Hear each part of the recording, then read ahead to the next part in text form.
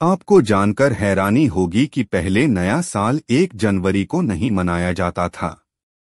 1 जनवरी को नया साल मनाने की शुरुआत 15 अक्टूबर 1582 में हुई थी।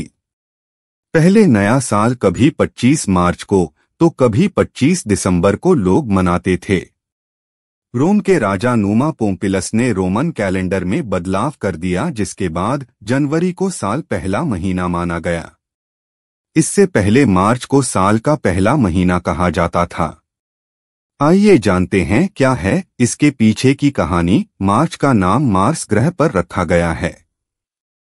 मार्स यानी मंगल ग्रह को रोम में लोग युद्ध का देवता मानते हैं। सबसे पहले जिस कैलेंडर को बनाया गया था उसमें सिर्फ 10 महीने होते थे। ऐसे में एक साल में 310 दिन होता था और 8 दिन का एक सप्ताह माना जाता था। बताया जाता है कि रोमन शासक जूलियस सीजर ने कैलेंडर में बदलाव किया।